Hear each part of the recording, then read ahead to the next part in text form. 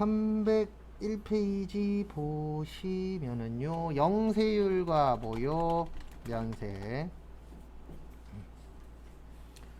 그래서 같이 보시면은요,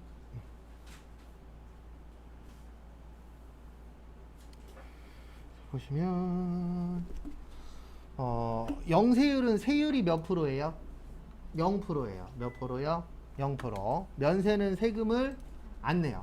그러니까 둘 다 세금을 내진 않습니다. 근데 이제 차이점이 있으니까 시험 문제에 내겠죠. 그래서 영세율을 뭐라고 표현을 하냐면은요, 완전 면세제도라고 해요. 근데 왜 완전 면세제도라고 하냐면 영세율의 특징 중에 하나가 일단 세율은 0%고 그 다음에 환급이 가능해요. 그러니까 환급이라는 게 마이너스가 나오면 낸 만큼 뭐 하는 거예요? 돌려주는 거. 요거를 환급이라고 합니다. 그래서 우리 연말정산하면은 맨날 뭐 환급이니 아니니 그런 거 되게 사람들이 신경 많이 쓰잖아요. 왜냐면 돌려받으면 기분이 뭐 하니까요? 좋으니까. 그러니까 환급이 가능한데 그것도 무슨 환급이 되냐면 조기 환급이 돼요. 무슨 환급이요? 조기 환급. 그래서 조기 환급이 뭐냐면 빨리빨리 돌려주는 거예요. 며칠 안에 돌려주냐면 15일. 원래 환급은 한 달 걸리거든요. 돌려주는데. 근데 15일 안에 돌려주고 그 다음에 요거는 주로 요거와 관련된 거예요. 뭐요? 수출. 그래서 우리나라 뭘로 먹고 사는 나라라고요? 수출로. 그래서 수출하는 회사들한테 혜택을 많이 주는 겁니다. 그 중에 하나가 무슨 율이요? 영세율. 그 다음에 면세는 불완전 면세제도라고 해요. 왜 불완전이라고 하냐면 환급이 안 돼요.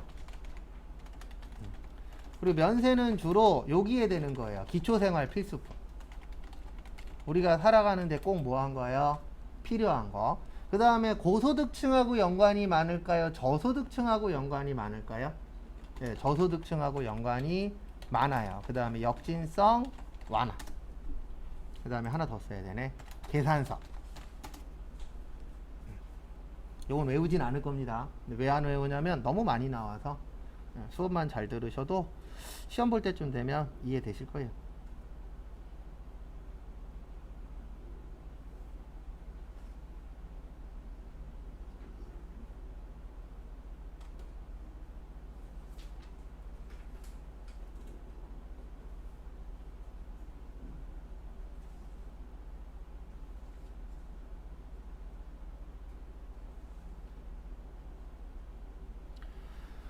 다음에 앞에 잠시 보시면은요, 앞에 보시면 이제 영세율은 환급이 됩니다. 그래서 돌려주는데 빨리 돌려줘요. 그것도 며칠이요? 15일. 그래서 뭐와 관련된 거라고요? 수출.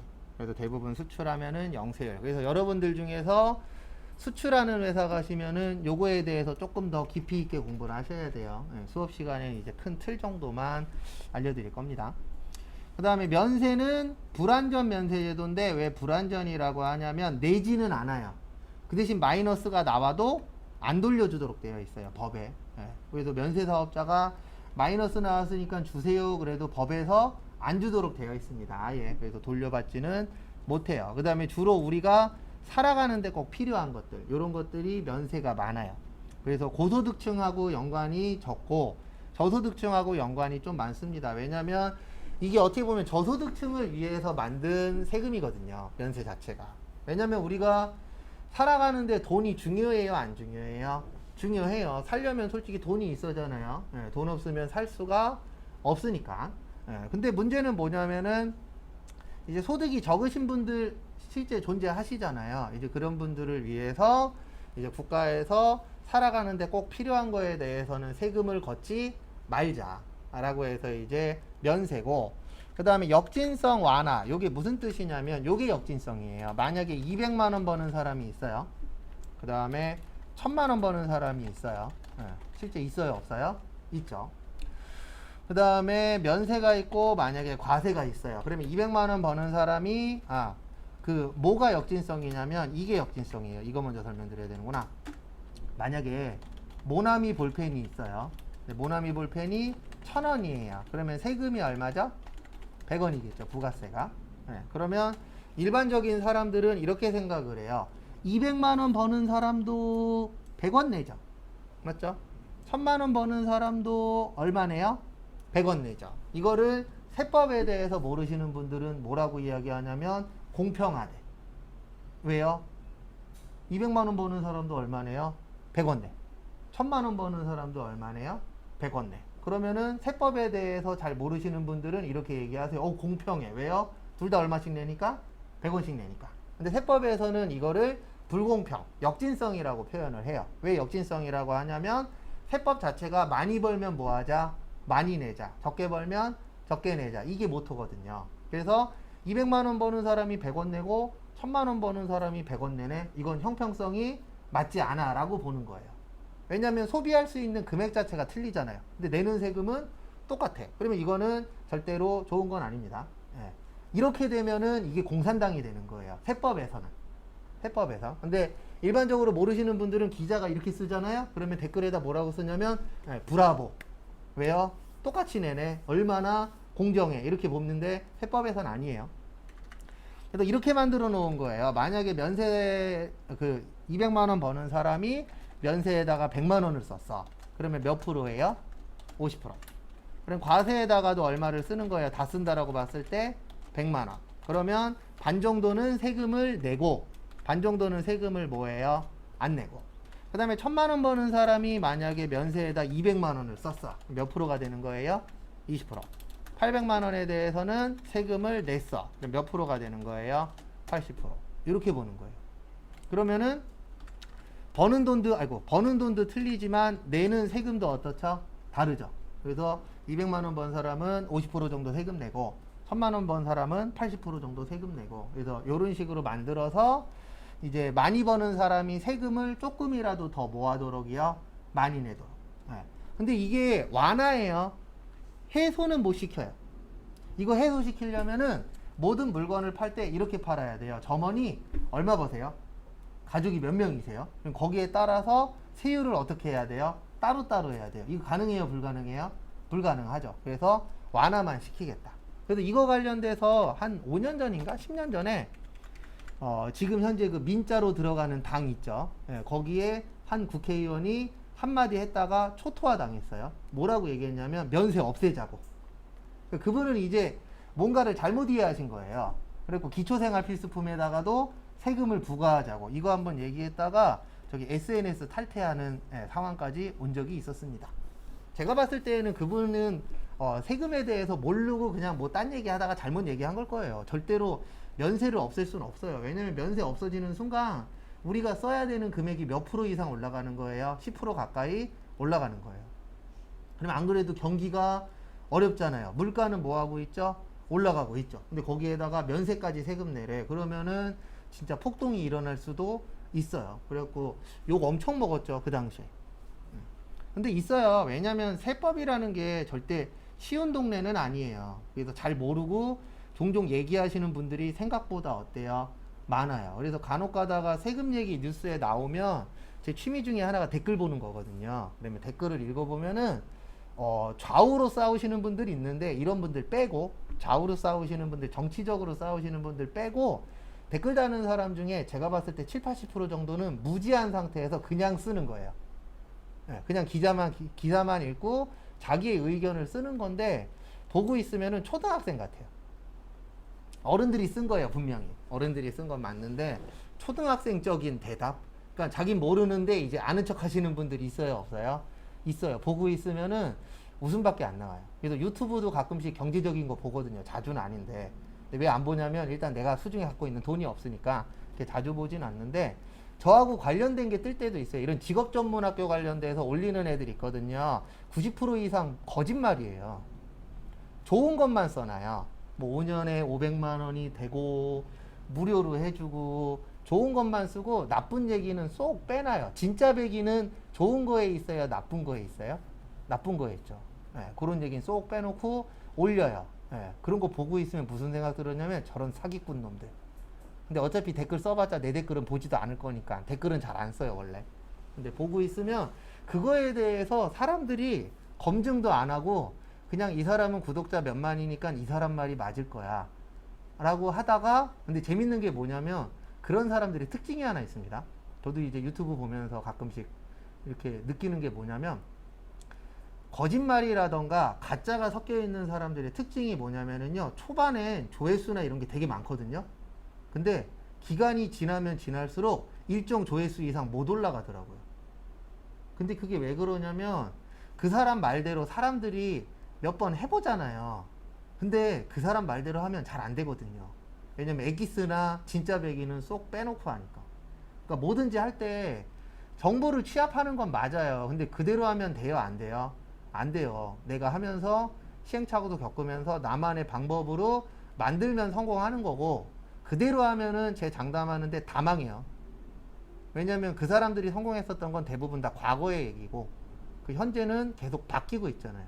근데 대부분 사람들이 맹신을 해요. 큰일 납니다. 뭐든지 다 맹신하면. 저도 수업 때까지만 저를 믿으시고 수업 끝나면은 그냥 저런 사람이 있었나 보다 하고 넘어가시면 되는 거예요. 왜냐면 실무 가시면 제가 알려드린 거랑 똑같은 것도 있지만 다른 것들도 실제 존재해요. 왜냐면 상황에 따라서 쓰는 방식들이 다 다르니까. 그래서 내가 그 실제하고 맞출 수 있는 것도 중요합니다. 그 다음에 시험 문제 잘 나오는 건 303페이지.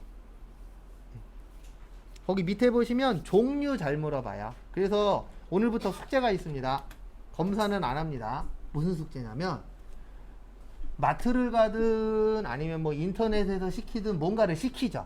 예. 거기다 이제 코로나니까 뭐 슈퍼 같은 데도 안 가고 이제 인터넷으로 시킬 때 있어요, 없어요? 있죠. 그러면 영수증 같이 오죠. 그럼 영수증 보는 게 숙제예요, 오늘부터. 그래서 커피숍에서 내가 만약에 커피를 시켰어. 그 다음에 돈 주고 영수증을 받았어. 그럼 뭘 보시냐면은 여기에 부가세가 붙나 안 붙나. 왜냐면 시험 문제에 간혹 가다가 교재에는 없고요, 우리 실생활하고 연관된 게 나올 때 있어요. 그래서 과거에 어떤 문제가 있었냐면, 우유 아시죠? 우유. 흰우유는 면세예요. 흰우유는 세금 안 내요. 네. 딸기 우유는 세금 내거든요. 그거 시험 문제 나온 적 있어요. 딸기 우유는 세금 내요. 왜 내냐면은 가공을 해서. 그래서 흰우유는 원액 그대로 나온다 그래서 세금 안 내고, 딸기우유라든가 바나나 우유라든가 초코우유라든가 이런 건 가공을 하잖아요.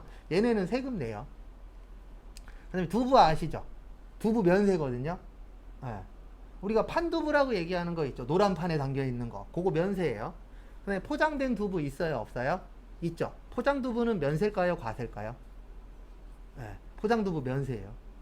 네. 두부는 면세예요. 왜냐면 두부는 서민들이 많이 먹잖아요. 포장되어 있어도. 맞죠? 그런 식으로 시험 문제가 나와요. 그래서 예전에 한번 제가 이 얘기를 했더니 한 분이 그 다음날 오셔서 이 얘기를 하시더라고요. 면세 맞네요. 직접 가서 사보시고 확인하셔도 돼요. 네, 두부는 다 면세예요. 근데 웃긴 게 뭐냐면 김치 있죠. 김치. 반찬 가게에서 파는 김치는 면세거든요. 근데 마트나 이런 데 가면 종갓집 김치라 해서 포장되어 있는 거 있죠. 그놈은 또 과세예요. 그러니까 이게 중심이 없어요. 과거에는 가공하면 다 면세, 가공하면 다 과세였거든요. 그래서 과세 면세 얘기 나오면 꼭 뉴스나 이런 데 나올 때 포장 두부 얘기가 꼭 나와요. 왜냐면 두부는 포장되어 있는데 뭐예요? 면세야. 근데 김치는 포장하면 과세야. 이게 왜 이래? 근데 이게 뭐 때문에 변화가 되는 거냐면, 세금이라는 것도 시대상을 반영을 해요. 근데 우리나라도 어쨌든 지금 선진국 반열에 올라가 있잖아요. 그래서 과거에는 면세였는데 하나 두 개씩 뭘로 바꿔요? 과세로 바꿔요. 그래서 아파트 관리비도요, 어떤 아파트는 면세인데 어떤 아파트는 과세예요. 이것도 나누어져요. 그래서 아파트 관리실 있죠. 관리실이 외부 업체한테 맡기는 아파트들이 있어요, 없어요? 있죠. 그런 데는 과세예요. 근데 아파트 자체에서 자치라 그래서 아파트 자체에서 사람 뽑고 이런 데들 있어요, 없어요? 있죠. 그런 데는 또 면세예요. 이런 식으로 그 상황에 맞춰서 바뀌는데, 제일 쉬운 건 뭐냐면 이렇게 생각하는 게 제일 쉬워요. 이거 살아가는데 꼭 필요한가? 라고 생각을 해서 꼭 필요해. 그러면 대부분 면세예요. 근데 요건 없어도 사는데 지장이 없어. 그러면 뭐일 확률이 높아요? 과세일 확률이 높아요. 그리고 비싼 거는 과세, 싼 거는 뭐요? 면세. 요렇게 해서 시험 때에는 골라내야 돼요. 그래서 거기 밑에 보면서 몇 가지 설명드릴게요. 그래서 303페이지 밑에 보시면 첫 번째로 기초생활 필수품. 우리 살아가는데 꼭 필요한 거. 그래서 처음에 보시면은 미가공 식료품이라고 있습니다.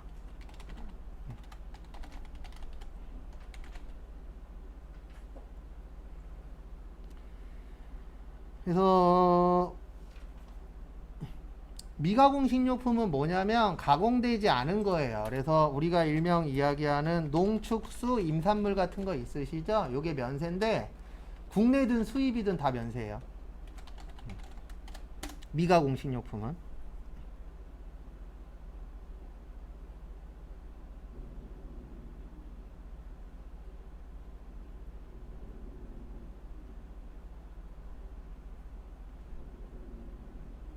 그래서 요게 이제 무슨 뜻이냐면은 우리 저기 있잖아요. 어디 있냐면은 저거 하러 가죠. 뭐 하러 가냐면은 저거 마트에 소고기 코너 가본 적 있죠. 그럼 가보면은 국산도 있고 한우도 있고 미국산도 있고 호주산도 있죠. 다 면세예요. 그런 것들은. 그 다음에 야채 코너 가도 국내산도 있고 중국산도 있고 수입산도 있잖아요. 다 면세예요. 먹는 것과 관련된 거. 근데 왜 그러냐면은 어떻게 보면 이거는 약간 이런 부분도 있어요. 어떤 부분도 있냐면 우리나라에서 이제 뭐 가뭄이 온다던가 아니면 비가 너무 많이 온다던가 태풍이 너무 자주 온다던가 이러면 생산량이 늘어요, 줄어요? 줄죠. 그럼 물가가 어떻게 되죠? 올라가죠. 그래서 가끔씩 물가를 내리기 위해서 수입하는 경우들도 있어요. 예, 수입을 해서 물가를 뭐 해야 되니까요? 줄여야 되니까. 그래서 한때 계란도 수입해갖고 팔기도 했었잖아요. 국가에서. 왜냐면 계란값이 막 10,000원 넘어가고 난리도 아니었으니까. 근데 지금도 비싸긴 해요. 얼마 전에도 동네 마트 사러 갔는데 8,900원이더라고요. 제일 싼 게. 한 판에. 조금 괜찮으면 10,000원? 왔다 갔다 하고. 근데 어쨌든 그런 것들의 금액 조정을 해야 될 때 수입하기도 하거든요. 그래서 먹는 거에 대해서는 국산이든 수입이든 다 뭐예요? 면세예요. 그 다음에 두 번째, 거기 보시면 국내 생산 비식용이라고 있어요. 미가공, 농축수, 임산물. 그러니까 이게 무슨 뜻이냐면, 이거의 키포인트는 요거예요. 안 먹는 거. 안 먹는 거는 국산만 면세예요. 그래서 최근 1, 2년 시험 문제 중에 이거 나온 적 있어요. 국내산 애완용 돼지. 얘는 과세예요, 면세예요? 면세예요. 왜요? 국내산. 애완용 안 먹잖아요. 맞죠? 네. 근데 만약에 수입산 애완용 돼지래. 그러면 얘는 뭐가 되는 거예요? 과세가 되는 거예요. 뭐 애완용 돼지를 수입할 일이 많지는 않겠지만. 네. 아니 뭐 고양이 같은 거 수입할 수도 있잖아요.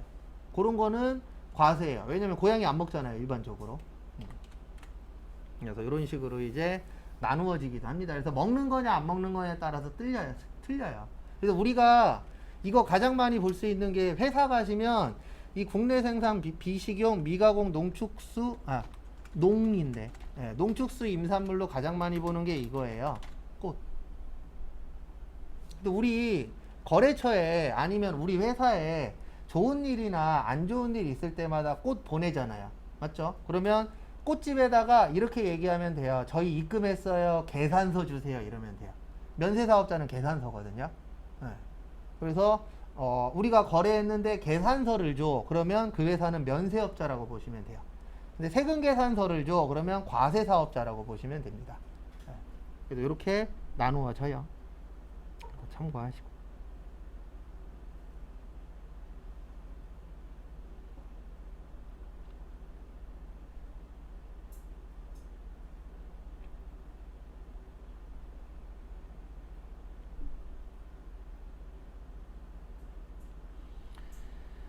그 다음에 보실 게 거기 밑에 보시면 수돗물 우리가 살아가는데 필요하죠.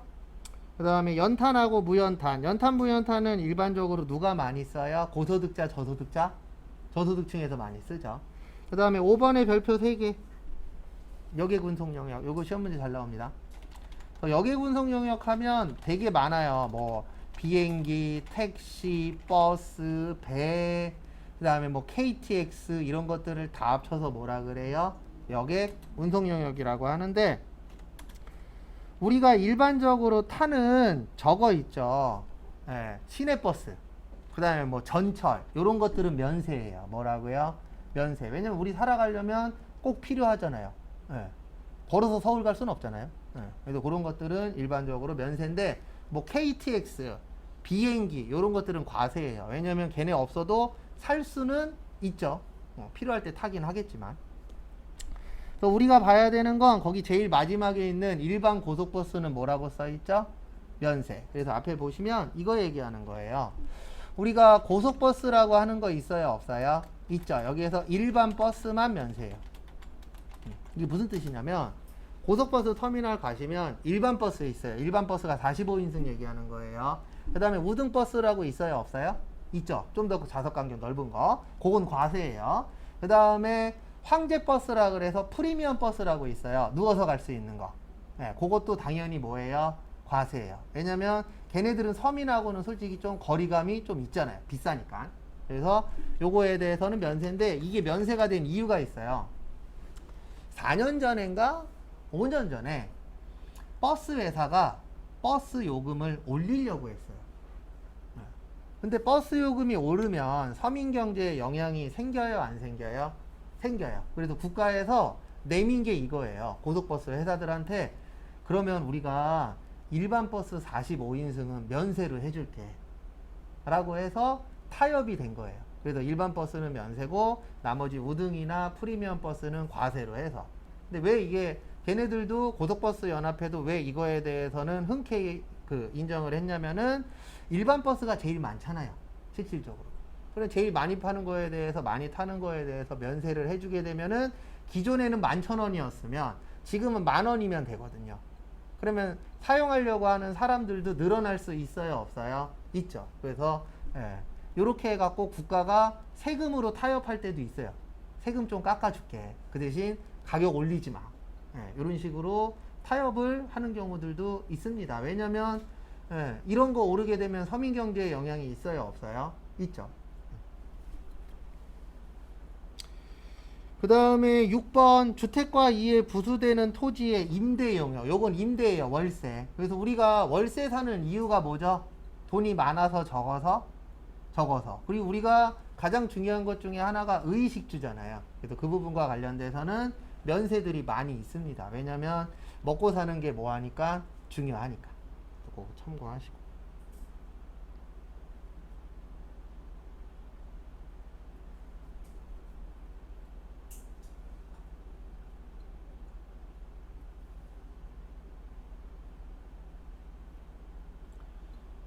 그 다음에 여성분들 위생용품도 면세. 그 다음에 8번에 보시면 요즘에 대규모의 아파트들 많이 생기죠. 그래서 공동주택 그 아파트에 보면은 어린이집 있어요? 없어요? 있어요. 그거 임대 용역. 월세도 면세예요. 근데 앞으로 어린이들 관련돼서는 국가에서 많이 손을 댈 겁니다. 왜냐면 인구가 뭐하고 있으니까요. 줄어들고 있으니까 아이들 관련돼서 혜택을 많이 주겠다라고 해서 지금 여러 가지 또 논의 중이죠. 근데 이대로 가면은 허경영 씨 말대로 하나는 될 것 같아요. 애기 낳으면 1억 주겠다. 현실화 될 겁니다. 이 상태면. 그거 줄 수 있어요. 이거는 허경영이 얘기한 게 아니고 저기 국민의힘에 있는 국회의원이 얘기한 거예요. 뭐라고 얘기했냐면 현재 애기들 관련돼서 나가는 모든 것을 다 끊어버리고 1인당 1억씩 줄 수 있대요. 결론은 뭐냐면 그만큼 쓸데없는 돈이 많이 나갔다는 얘기예요. 근데 이게 제가 봤을 때는 1인당 1억씩 주는 게 오히려 더 아기를 한 명이라도 더 낳을 확률이 올라가요. 왜냐면 이건 실제 성공을 했거든요. 프랑스에서. 우리나라가 한 1.5명, 1.8명 할 때 프랑스가 한 1.2명 정도 됐었거든요. 과거에. 그러니까 우리나라 출산율이 괜찮았을 때, 그래도 나쁘지 않았을 때 오히려 프랑스가 우리보다 밑이었는데 지금은 현재 역전됐어요. 우리나라가 0점대고 프랑스가 한 1.5명에서 2명 사이 한 1.8명 정도 된대요. 근데 그렇게 된 이유 중에 하나가 프랑스는 아기를 낳으면 몇 살까지인지는 정확하게 기억 안 나는데 어쨌든 한 달에 100만 원 정도씩 꾸준히 준대요. 정해진 나이까지. 8살까지였나 20살까지였나 어쨌든 그 나이 될 때까지 꾸준히 지원금이 나온대요. 그러면은 어쨌든 아기를 못 낳는 가장 큰 이유 중에 하나가 그거잖아요. 돈 문제. 맞죠? 애기 하나 키우려면 생각보다 돈이 많이 나갑니다. 실제 저도 이제 키우고 있지만 어저께도 장난감 사러 갔는데 장난감 2개 들었는데 10만 원이었어요. 뭐 덩어리가 큰 걸로 사주긴 했지만 충격받아갖고 최근에 아빠 맨날 왜 싼 것만 사줘. 7살 되시더니 이제 내년에 이제 초등학교 들어가시는데 거침이 없어요 이제. 필터링을 안 하세요. 그냥 뭐 친구들하고 대화하다 들은 얘기 있으면 와서 하는데 이게 7살짜리들 그러니까 만 6세죠. 이게 만 6세에 대화인가 할 정도로 이상한 얘기할 때도 있고 뭐 욕할 때도 있고 욕은 최대한 못하게 막고는 있는데 죽는다는 이제 그냥 나오더라고요 최근에. 너 한 번만 더 하면 죽는다 그러고 있긴 한데 확실히 빨라요. 언어도 빠르고 딱 봐서 제가 인상 쓰고 있다 그러면 와갖고 아빠 미안해요 이러고 막 끌어안고 뽀뽀해주고 평소에 안 하던 짓 하는 거 보면 눈치도 빠르고. 근데 눈치 빠를 때마다 솔직히 좀 미안하긴 해요. 이제 맞벌이를 해갖고 어린이집 같은 데 좀 일찍 엄청나게 일찍은 아니었지만 어린이집 같은 데 보내다 보니까 눈치가 좀 더 빨라졌다 그래야 되나? 근데 그런 거 볼 때마다 좀 그렇긴 해요. 집에서만 봤으면 눈치가 저거보다 느릴 텐데 어린이집 오래 다니면 눈치가 빨라진다 그러더라고요. 빨리 철들고. 그걸 저희 조카한테 느끼거든요. 조카가 지금 고등학교 이제 중3인데 친조카. 제 동생이 장가를 일찍 가서 걔는 이제 중3이에요. 우리 집 꼬맹이는 이제 7살이고. 근데 어쨌든 보면 철이 일찍 들어도 옆에서 보고 있으면 좀 측은해요. 늦게 들으면 또 늦게 들어서 문제고. 그래서 요거 좀 잘 봐주세요. 그 다음에 304페이지. 저기에 위에다가 이거 하나 없거든요. 요거 하나만 좀 적을게요. 뭐 적을 거냐면은요. 앞에 보시면 약국. 약국은 크게 2가지로 나누어져요. 조제 용역은 면세고 일반 의약품은 과세예요.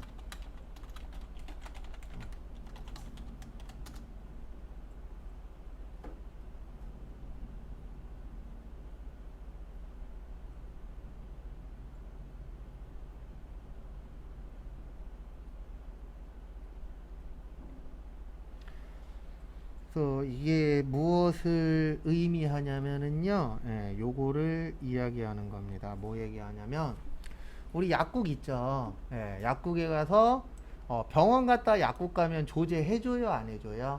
해주죠. 그때는 면세예요.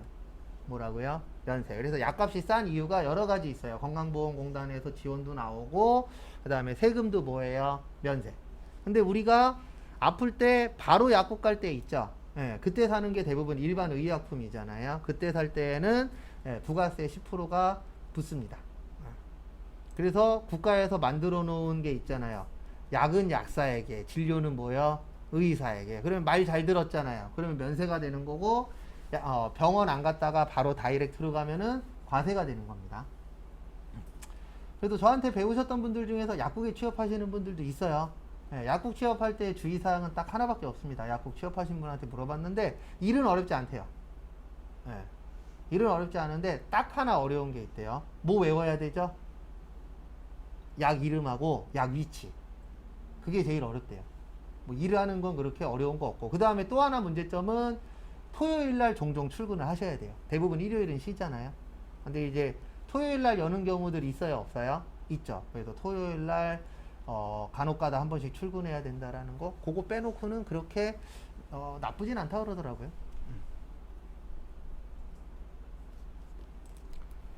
그 다음에 의료 보건 용역은 면세고 미용 목적의 성형 수술은 과세예요. 근데 무슨 목적이요? 미용 목적. 치료 목적으로 성형 수술하는 경우도 있습니다. 그건 괜찮아요. 근데 미용 목적으로 하시는 거는 과세예요. 그래서 예전에 딱 한 번 압구정역 간 적이 있었는데 압구정도 갈 일이 없어요. 일단 물가도 거기에서 비싸고. 근데 진짜 거짓말 안 하고 왜 이렇게 많아요? 끝에서부터 끝까지 다 성형외과더라고요. 거기에서 나오시는 분들의 특징도 똑같아요. 이제 병원복 입고 나오거나 아니면 마스크 쓰고 선글라스 끼고 나오시더라고요. 대부분 다. 근데 잘못된 거 아닙니다. 요즘에는 저기 뭐냐 고등학교 졸업 선물로 뭐를 해줘요? 쌍수 해주는 시대니까. 시대가 시대니만큼. 그 다음에 거기 보시면 광고는 과세예요. 예. 우리 신문이나 잡지나 이런 데 보면은 광고 있어요, 없어요? 있죠. 신문이나 잡지는 면세예요. 근데 그 안에 들어가 있는 광고는 뭐예요? 과세예요. 그래서 여러분들이 만약에 나중에 내가 사업을 해갖고 광고를 싣고 싶어. 그러면 광고는 뭐예요? 과세입니다. 부가세 별도예요. 근데 이거는 괜찮아요. 이거는 면세예요. 광고 말고 이제 뭐 만약에 돈을 조금 지불하고 인터뷰를 했어. 뭐 기사로 실렸어. 그건 면세예요. 기사는. 근데 광고가 들어가면 뭐가 되는 거예요? 과세.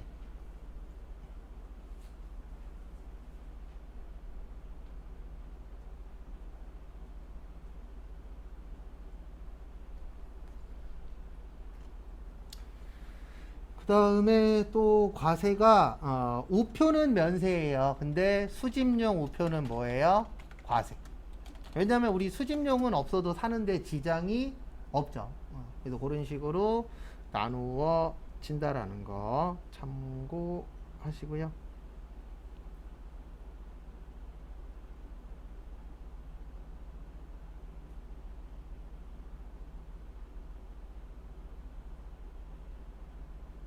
그 다음에 나머지는 시간 있으시면 읽어보시고 시간 없으시면 안 읽어보셔도 돼요.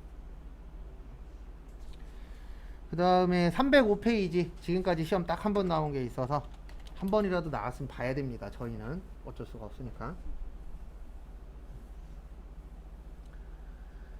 그래서 거기 보시면은요, 거기 밑에 박스 있죠, 가운데쯤에.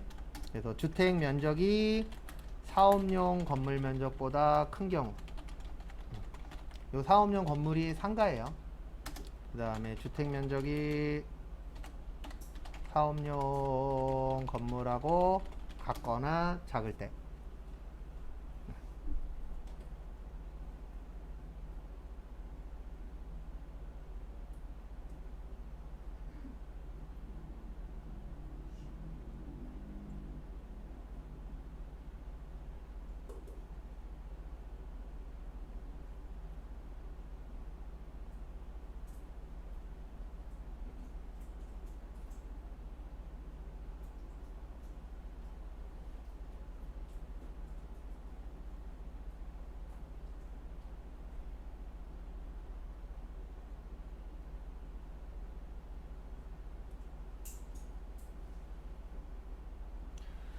그래서 보시면은요, 요게 이제 무슨 뜻이냐면 요건 임대사업하고 관련된 거예요.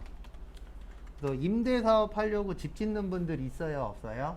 있어요. 네, 대부분 뭐 매매가 목표긴 하지만 혹시 나는 건물을 지어서 임대하는 게 주목적이야, 이런 분들도 있을 수 있겠죠. 그럴 경우에 건물을 지을 때 일명 주상복합이라고 하죠. 그래서 상가도 짓고 집을 지을 경우에는 상가보다는 뭐를 더 많이 지어라? 집을 더 많이 지어라. 그러면은 혜택을 주겠다. 네. 근데 이런 거는 왜 생겼냐면 이거는 어쩔 수 없는 거예요. 이 말이 틀린 말은 아니니까. 집값을 안정화시키는 방법 중에 가장 많이 쓰는 방법이 뭐냐면 집의 수를 뭐 하는 거예요? 늘리는 거예요. 주택 수를. 그러면은 집이 많으니까 집값이 뭐 할 것이다? 떨어질 것이다. 근데 문제는 뭐냐면 모든 집을 국가가 지을 수가 없죠. 그러면 일반 뭐 회사라던가 이런 데에서 지을 수 있는데 국가가 은근슬쩍 요구를 하는 거죠. 지을 때 주상복합으로 지을 거면 상가보다는 뭐를 더 많이 지어요? 집을 더 많이 지어. 그러면 뭐 줄게?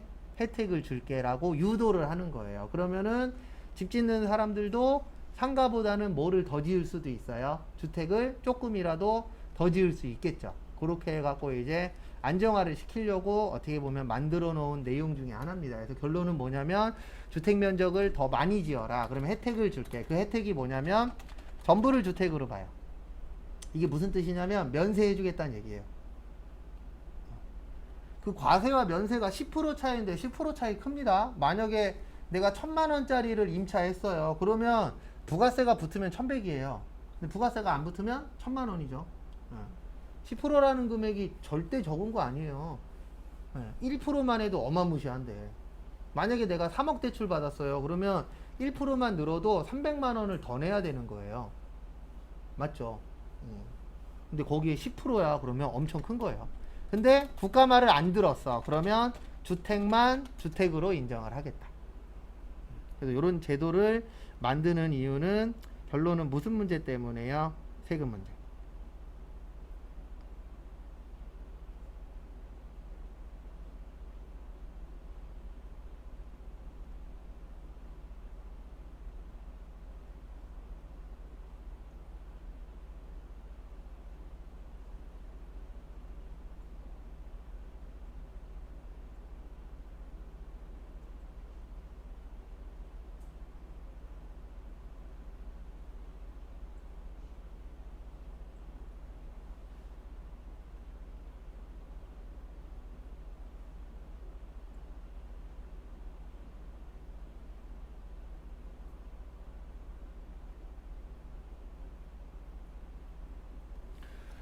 참고하시고 지금까지 무려 한 번 나왔어요. 그 다음에 306페이지.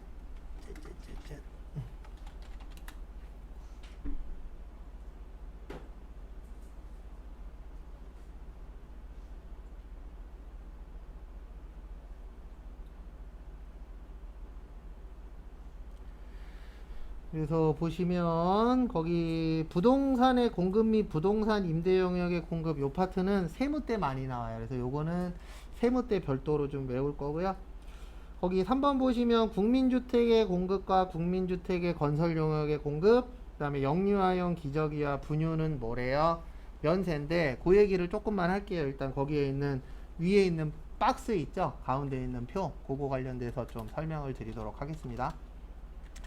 우리가 토지가 있고요, 건물이 있고요. 요 건물은 상가예요. 그 다음에 국민주택 규모 초과, 그 다음에 국민주택 규모 이하. 거기 위에 있는 그 표 설명 드리는 거예요. 중가운데에 있는 거 306페이지. 그래서 우리가 사고 파는 걸 매매라고 하고요. 빌려주는 걸 뭐라 그러죠? 임대라고 하죠. 토지의 매매는 면세예요. 근데 토지를 빌려주는 건 과세.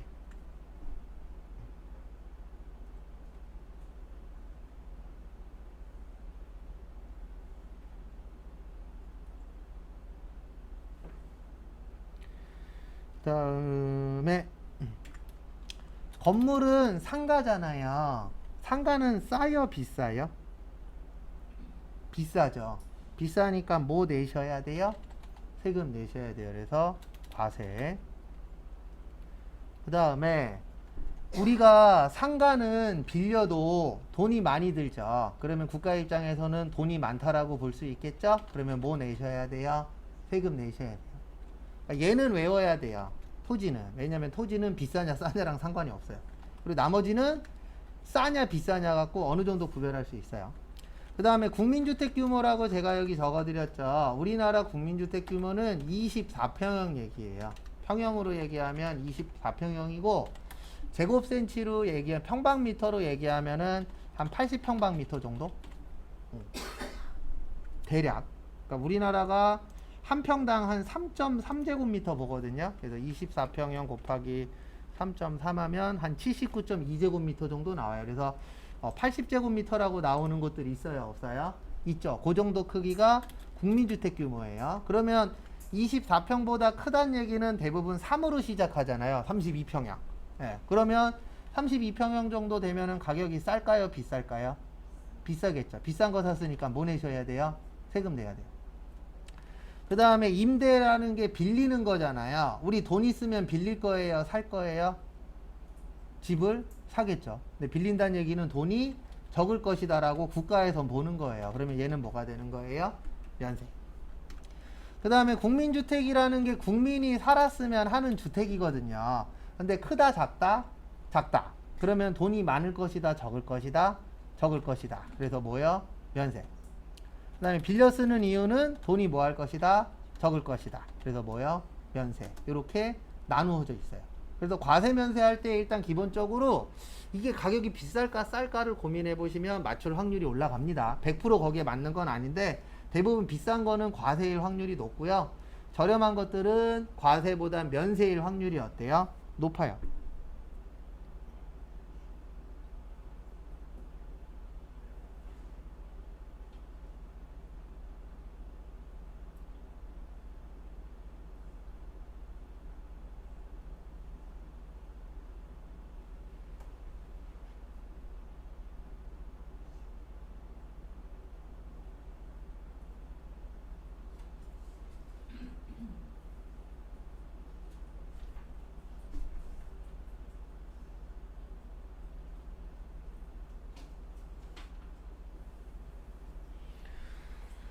그래서 요건 나중에 외울 겁니다. 세무 때.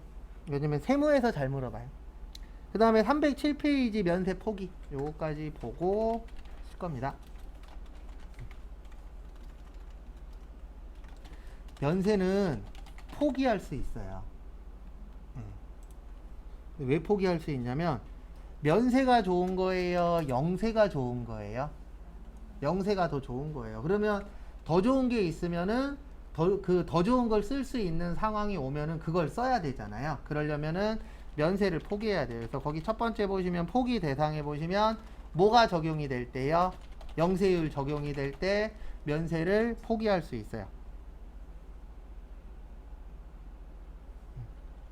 그 다음에 학술 연구단체나 무슨 연구단체일 때요? 기술 연구단체인데 주로 요게 나오면. 그리고 이게 나오는 게 아니고 시험 문제는 요런 걸 내요. 뭘 내냐면은요. 거기 밑에 보시면 면세 포기 절차라고 있는데 면세는 포기하시면은요. 요렇게 동안은 못 써요. 3년. 몇 년 동안에는 원상복귀가 안 돼요? 3년 동안에는 원상복귀가 안 되도록 되어 있습니다. 그래서 참고하시고.